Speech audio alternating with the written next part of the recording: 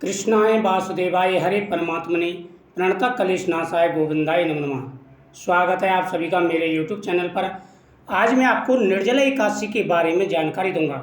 निर्जला एकादशी का व्रत कब का रहने वाला है, निर्जला एकादशी के दिन क्या दान करें, क्या पूजा विधि है, किस प्रकार से हमें पूजन करना है भगवान का, और व्रत में किन किन बातों का ध्यान रखना है, पूरी जानकारी आपको इस वीडियो के माध्यम से प्राप्त होगी। निर्जला एकादशी का जो व्रत है भगवान विष्णु को समर्पित है। एकादशी की जो व्रत किए जाते हैं वह भगवान विष्णु के लिए समर्पित होते हैं। एकादशी जो तिथि है वो भगवान विष्णु के लिए समर्पित है। जिस प्रकार से सोमवार का दिन होता है या शिवरात्रि का दिन होता है भगवान शिव को समर्पित है, उसी प्रकार से एकादशी का दिन भगवान को समर्पित है। शास्त्रों में कहा गया है कि सभी को एकादशी का व्रत अवश्य रखना चाहिए। इससे जाने अनजाने किए गए पापों का नाश हो जाता है। अगर आप साल की कोई भी एकादशी का व्रत नहीं रख पाए और निर्जला एकादशी का व्रत अगर आप कर लेते हैं तो 24 एकादशियों का फल आपको प्राप्त हो जाता है। ये एकादशी कब पड़ती है? ज्येष्ठ मास के शुक्ल पक्ष की एकादशी तिथि को निर्जला एकादशी कहते हैं। निर्जला का मतलब होता है निर्जल व्रत, यानी इसमें बिल्कुल कुछ भी नहीं खाया पिया जाता, बिल्कुल ये व्रत निर्जल रखा जाता है। सूर्योदय से लेकर के सूर्यास्त तक जो निर्जल व्रत रखते हैं उनको 24 एकादशियों का फल प्राप्त हो जाता है। साथ ही अधिक मास की 2 एकादशियाँ भी होती हैं तो 26 एकादशियों का फल प्राप्त हो जाता है। निर्जला एकादशी का व्रत भगवान विष्णु को समर्पित है। ऐसी मान्यता है कि निर्जला एकादशी पर भगवान विष्णु की पूजा अर्चना करने से व्यक्ति के सभी पापों का नाश हो जाता है और साथ ही पितृ भी प्रसन्न हो जाते हैं। अगर आपके मन में कोई कामना है तो वो भी पूर्ण हो जाती है। हिंदू धर्म में एकादशी तिथि विशेष महत्वपूर्ण मानी गई है। इस साल बहुत ही अच्छे शुभ योग में निर्जला एकादशी का ये व्रत पड़ रहा है। ज्येष्ठ मास के शुक्ल पक्ष की एकादशी तिथि की शुरुआत 6 जून 2025 को 2:15 AM से हो जाएगी, यानी सूर्योदय से पहले ही एकादशी तिथि की शुरुआत हो जाएगी, जिसका समापन 7 जून 2025 को 4:47 AM पर होगा।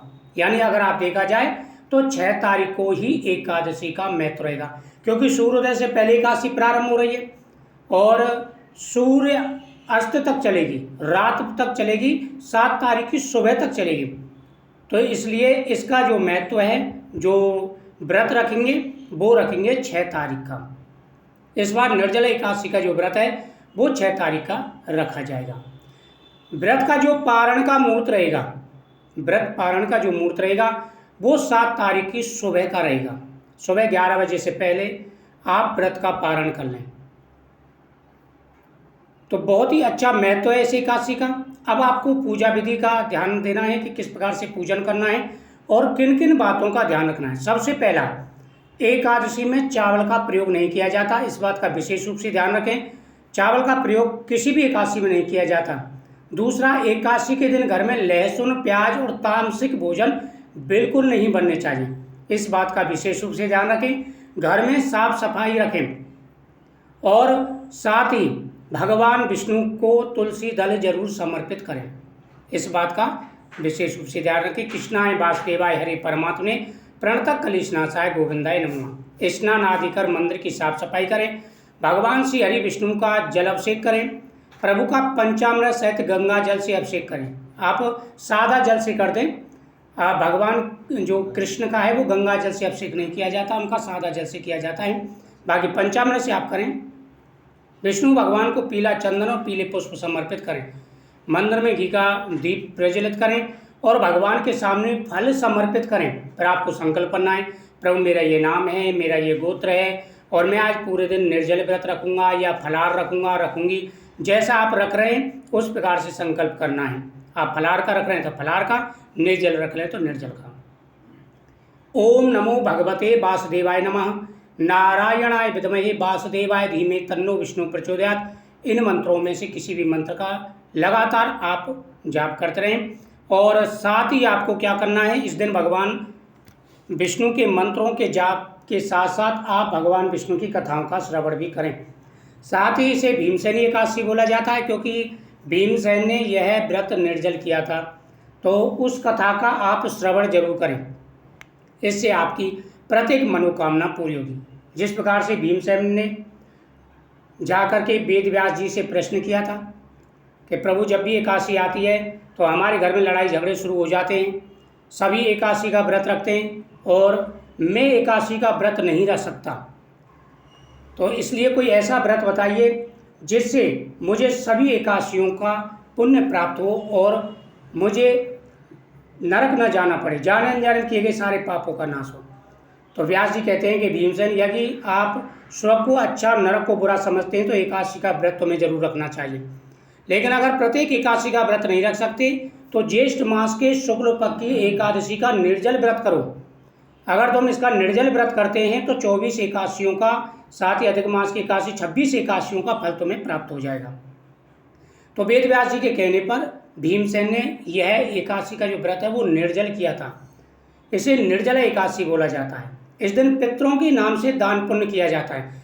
आप फ्रूट्स लेकर के आएँ या दूध ले लें, कुछ भी सामान ले लें और ब्राह्मण के द्वारा संकल्प कराएं, या फिर आप खुद भी संकल्प कर सकते हैं कि हम पितरों के नाम से ये जो चीज़ें हैं, वस्तुएं हैं, ये ब्राह्मण के लिए हम दान कर रहे हैं। जैसे फल है, दूध है, चीनी है, ये ऐसी चीज़ें हैं, उनका नाम लेकर के आपको संकल्प करना है कि ये चीज़ें हम ब्राह्मण के लिए अपने पितरों के नाम से दान पुण्य कर रहे हैं। तो बड़ा महत्व है इस एकादशी का। इस एकादशी के व्रत से सभी प्रकार की मनोकामनाएं पूरी हो जाती हैं, मानसिक स्थिति सुधरती है, आर्थिक स्थिति सुधरती है और साथ ही परलोक भी सुधरता है। इस लोक में तो सुख प्राप्त होता ही है, अंत में मोक्ष की प्राप्ति होती है। तो सभी को एकादशी का व्रत अवश्य करना चाहिए। एकादशी के दिन आपको झूठ नहीं बोलना है, इस बात का विशेष रूप से ध्यान रखें कि छोटी छोटी बातों पर लोग आजकल ज़्यादा झूठ बोलते हैं, तो इसलिए आपको संयम रखना है अपने ऊपर।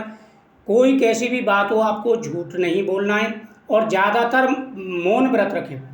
जो ज़रूरत हो उसी वाक्य को बोलें, ज़्यादातर मौन रहें और मन मन में भगवान के मंत्रों का जाप करते रहें।